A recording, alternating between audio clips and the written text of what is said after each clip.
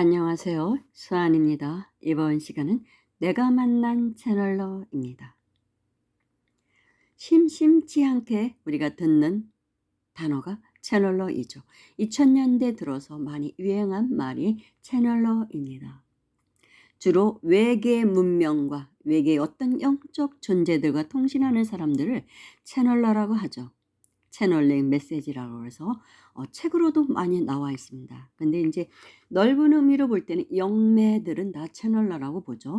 무당 이런 분들을 채널러라고 보는데, 오늘 제가 말하는 채널러는 그런 채널러가 아니라 외계 문명과 통신하는 그런 채널러를 제가 직접 만난 이야기입니다.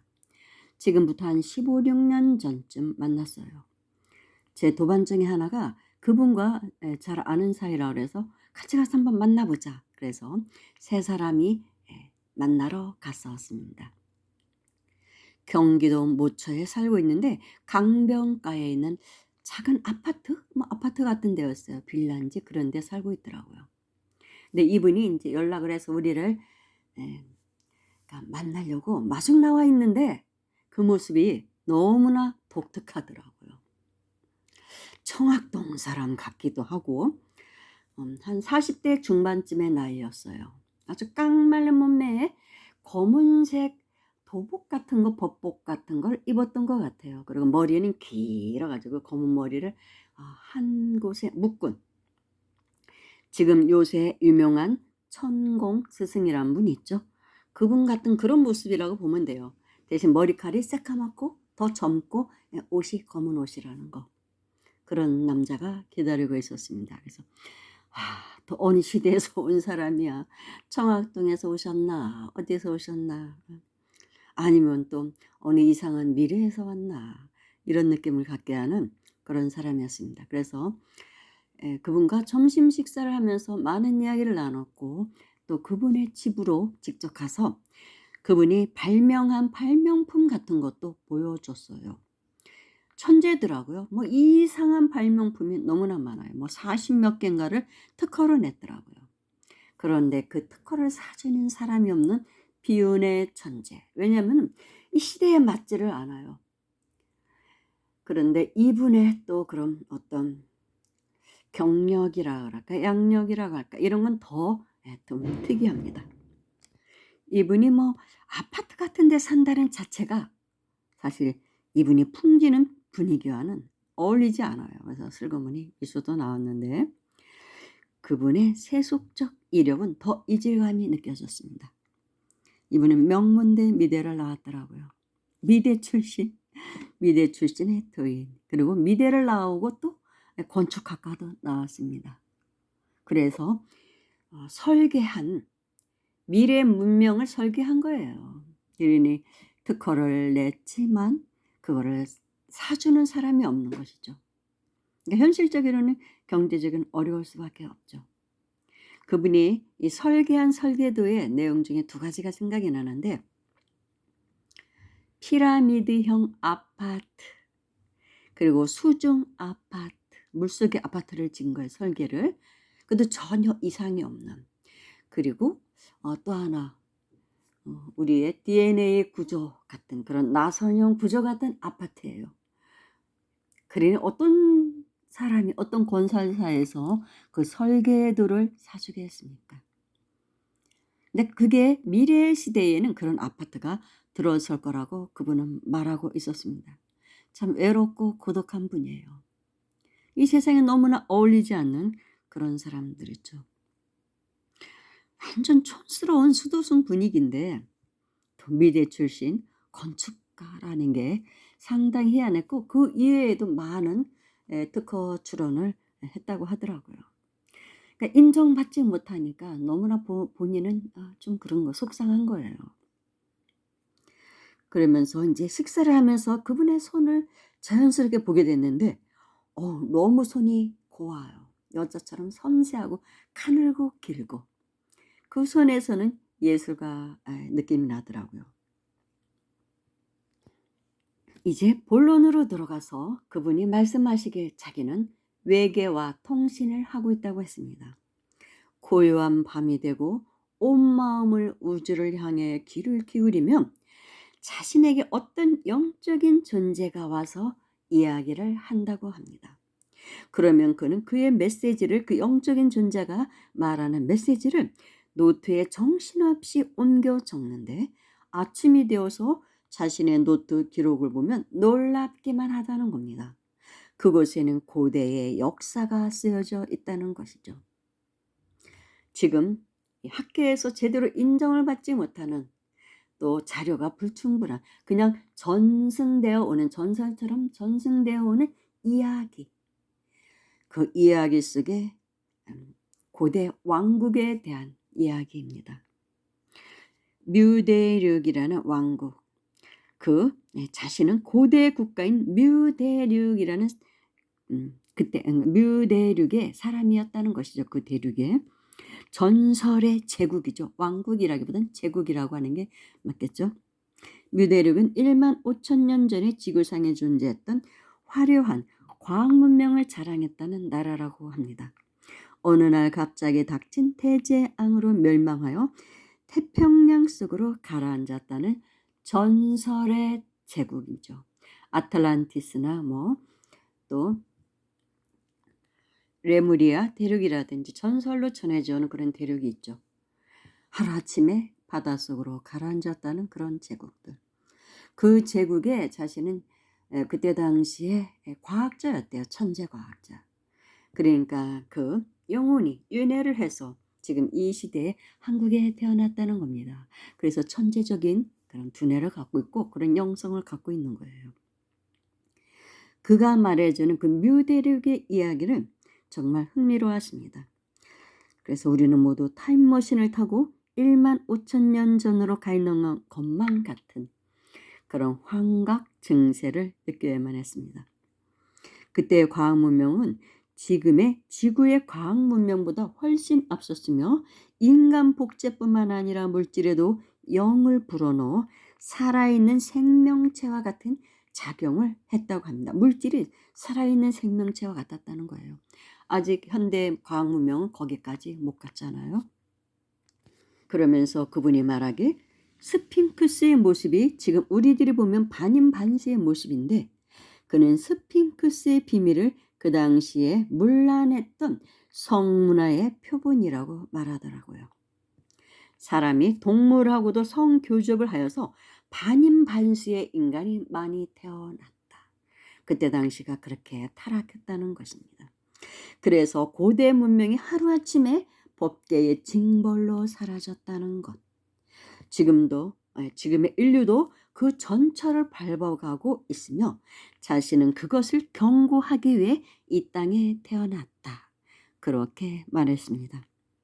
지금의 도덕적 타락상과 인간의 존엄을 무시하는 과학 문명의 발달은 결국 고대 국가의 몰락과 같은 멸망을 가져올 것이라고 매우 안타까워했습니다. 그의 말은 너무나 진지하여서 거짓을 말하고 있다고는 생각되지 않았어요. 세속의 때가 전혀 묻지 않은 그의 표정이 그것을 증명하고 있었습니다. 그래서 그럼 우리는 어떻게 해야 됩니까? 이 인류의 비극을 막기 위해서는 그랬더니 영적으로 깨어나야 합니다. 많은 사람들이 영적으로 깨어나지 않는 이상 인류에게 앞으로 닥칠 재난을 막을 길은 없습니다. 그러면서 그가 그때 당시 책을 쓰고 있었어요. 출판을 앞둔 책이었는데 그 초본을 우리가 받아서 읽어봤습니다. 근데 그 후에 그 책이 출판된 것 같지는 않아요. 제가 나온 것은 못 봤습니다. 물론 그 이후에 그분을 만난 적도 없고 되게 연락이 끊겼는데, 아무튼 그때 그 당시에 제가 기록되어 있는 그 책을 제가 다 읽었었는데 놀라운 이야기 중에 생각나는 게 두 가지가 있습니다. 그 책에 하나는 인도인가 어디인지는 너무 오래된 얘기라 제가 정확하지 않은데 이상한 개선문이 있대요. 철탑으로 철로 된 개선문이 있는데 그것이 기원 한 4, 5천 년 전 그때 세워졌다고 과학계에서는 얘기를 한대요. 이렇게 오래됐다. 그런데 하나도 녹이 슬지 않았다는 것입니다. 그 철탑인지 철문인지 그런 게 있는데 그런 조형물이 녹이 안 쓴대요. 바로 지금 만든 것처럼. 그래서 과학자들이 너무 신기해가지고 그 쇠조각 일부를 떼내어서 실험실로 가져가니까 하루 만에 녹이 슬더래요. 그러면 그 말은 결국 그 철로 된 그 조형물은 살아있는 하나의 생명체라는 것이죠. 우리도 이 손가락을 떼어내면 사고가 나서 손가락에 절단이 되면 바로 부패합니다. 썩잖아요. 근데 이 몸체에 이 손가락에 붙어 있을 때는 절대로 부패하지 않죠. 영이 있기 때문에. 그렇죠? 그런데 떼어나면 썩습니다. 바로 부패하죠. 그거와 똑같은 거예요. 그 철문이 살아있는 생명체라는 거예요. 그런 원리로 만든 것이 바로 에밀레 종이라고 하더라고요. 그분이 말한 에밀레 종. 성덕대왕 신종이라고 하죠. 굉장히 오래된 1000몇백 년 됐죠. 그 종이 신라시대의 종. 그 성덕대왕 신종이라는 에밀레 종의 전설은 너무나 유명하죠. 정말 믿거나 말거나 한 그런 전설 속의 이야기입니다. 진짜 어린아이를 거기다 넣었는지 그 종을 만들 때 끓는 샘물에 어린아이를 집어넣었다고 하죠. 그런 뭐 자세한 이야기는 생략하고 그래서 성덕대왕 신종 그 에밀레 종을 칠 때마다 에밀레 에밀레 하면서 엄마를 찾는 어린아이의 울음소리가 들린다. 그래서 유명한 종인데 바로 그런 원리라 이분은 얘기하는 거예요. 생명공학적인 얘기다. 그런데 더 신비한 이야기는 그 성덕대왕 신종이 아마 점점 금이 가다 보니까 칠 때마다 2003년도 개천절 날 타종을 마지막으로 치지 않는 걸로 알고 있습니다. 더 이상 금이 가면 안 되니까 훼손이 되기 때문에. 그리고 그 이후에 성덕대왕 신종 같은 그런 종을 만들기 위해서 그렇게 노력을 했는데도 그런 소리가 나오는 종은 아직까지도 만들지 못하고 있다고 합니다. 현대 과학으로도 에밀레종 소리를. 근데 중요한 건 그때 그 당시 그 노총각 채널러가 한 말이 2003년 마지막으로 에밀레종을 타종한 그 순간 금간 부위에서 아이의 영혼이 빠져나갔다. 드디어 해방되었다는 것입니다. 믿거나 말거나 한 귀신씨나락 같은 이야기죠. 그리고 그 순간 타종하는 그 순간에 동해 바다에서는 물오름 현상이 있었다. 그런 이야기를 하더라고요. 그게 뭐 뉴스에도 나왔다고 책에 보니까 뉴스에 나온 게 찍혀 있더라고요. 그걸 용오름 현상이라고도 하죠. 해오리 바람처럼 바다 한간 물 한가운데서 해오리 바람처럼 물기둥 형성되는 거 있죠. 쫙 올라가는 거. 그걸 뭐 용오름 현상, 물오름 현상, 용오름 현상이라고 할 거예요. 그 현상이 있었다는 거예요. 바로 그 아이가 용이 되어서 승천했다는 것입니다. 1000몇백 년이라는 시간 동안 그 에밀레종 속에 갇혀있던 영혼이 수행을 했겠죠. 스님들이 총을 칠 때마다 절에서 그리고 한을 삭히면서 그리고 그 한이 해방된 날이기도 한데 이 채널러가 하는 말이 그때부터 인류의 비극은 시작되었습니다. 재난이 올 것입니다. 인류의 대재앙의 신호탄이 바로 에밀레종에 있던 아이가 종 속을 떠나서 그 영혼이 해방되어서 용이 되어 승천한 그 시점으로부터 인류의 대재앙이 올 것입니다. 그런 이야기를 하더라고요. 근데 정말로 그 후부터 인류의 대재앙이 오기 시작했습니다. 2008년도 수찬성 대지진, 또 인도네시아 2004년이죠. 인도네시아 그 쓰나미 엄청났죠. 2011년 동일본 대지진, 2014년 우리나라의 세월호 세월호 참사 등 많은 사건들이 일어났습니다. 크고 작은 뭐 캘리포니아 뭐 화재라든지 몇 년씩 막 꺼지지 않은 그런 뭐 화재라든지 엄청난 인류의 대재앙이 시작되었더라고요. 제가 그분을 그때 만나고 못 만났어요. 근데 지금 와서 생각해 보니까 정말로 엄청난 대재앙이 시작되었구나. 그게 신호탄이라는 거예요. 그 사람 말로는.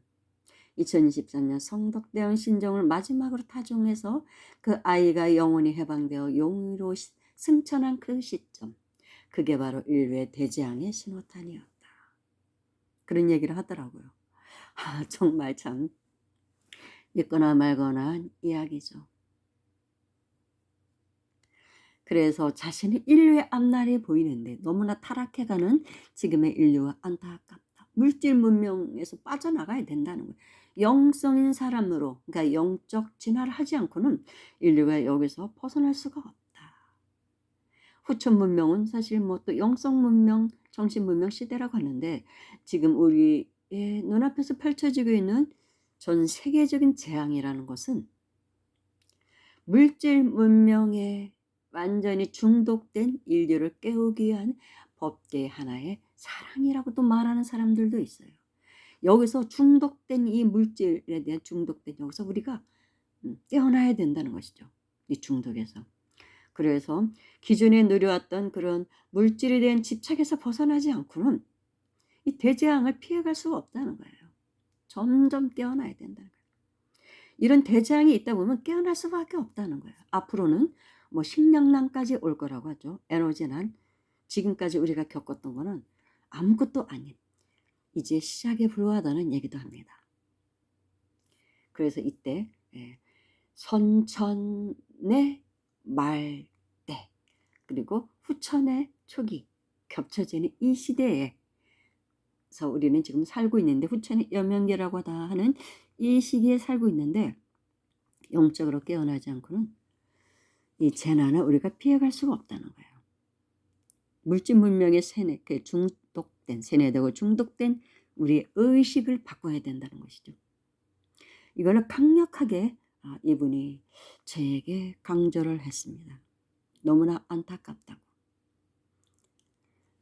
자기는 이거를 알려주기 위해서 지금 지구에 환생해 왔다.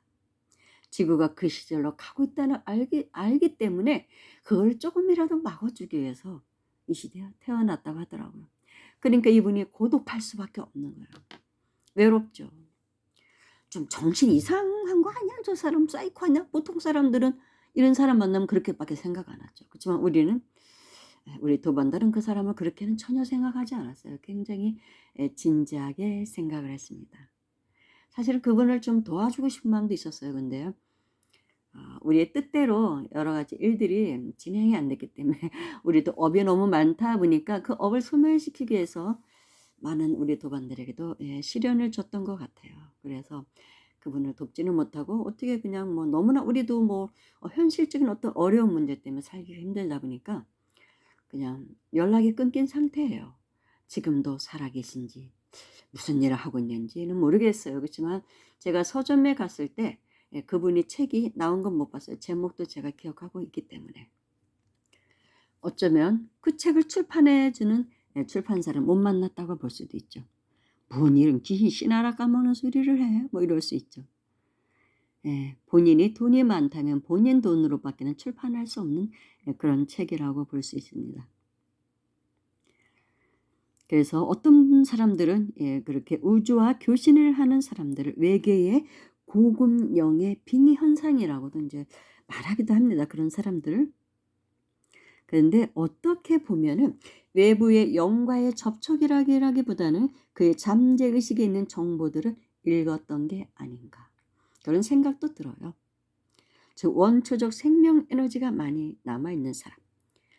그의 주파수가 고주파수여서 고요한 밤이 되면 자신에게 저장되어 있는 데이터를 읽었던 게 아닌가. 우주에 저장된 데이터를 읽었던 게 아닌가. 그런 생각도 했습니다. 대부분 뚜렷하게 설명할 길이 없으니까 그런 현상을 우주영의 빙의 현상이라고 말들을 하는데 또 비기 현상의 경우도 있겠죠.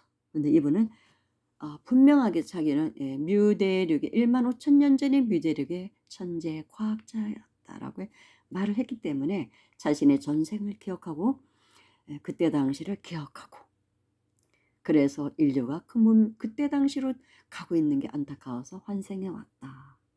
아주 이상한 사람을 만났죠. 저는 뭐 이상한 사람들 좀 잘 만나고 다녔던 것 같아요. 서로 인사를 나누고 돌아설 때 그의 쓸쓸한 모습이 참 오랫동안 잊혀지지 않는 그런 영상으로 지금도 남아 있습니다. 우리를 기다리고 있을 때 그 모습, 청학동 도인 같은 그런 모습, 전혀 현실적이지 않은 그런 사람. 그렇게 특이한 사람은 외로울 수밖에 없어요. 주변에 사람이 없죠. 그의 말에 귀 기울여 들어주는 사람이 몇 사람이나 되겠습니까? 뭐 이름까지 기억하고 있어요. 그분의 이름까지도 지금 생각이 나네요. 그래서 이 사람을 만나고 온 그 이후에 저도 외계의 그 채널러들의 메시지에 사실은 관심을 갖게 됐죠. 그래서 많이 읽었어요. 채널러들의 그런 뭐 우주연합이라든지 뭐 많은 이야기가 나오죠. 뭐 reptilian이니 뭐 별 얘기들이 다 있죠. 그런 사람들, 뭐 회색 인간, 뭐 지하 세계에 있는 그런 뭐 또 뭐 아갈테 제국이라나 뭔지 모르는 거 하여튼 뭐 그런 얘기도 있고 많은 이야기들이 있죠. 그 채널러들을 통해서 그런 이야기들이 지금 현대의 우리들에게 전해지는데 그중에는 또 의도된 그런 메시지도 있겠죠. 오염된 메시지도 분명 있을 것입니다.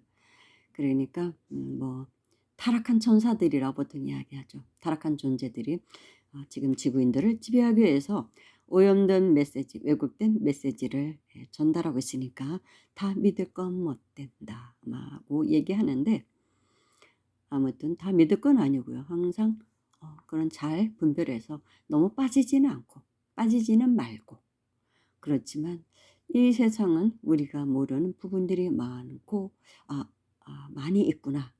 그리고 이런 것들이 이제는 전면으로 드러나서 증명이 되는 또 그런 시기가 오지 않을까. 21세기는 은하 문명이라고 하니까요.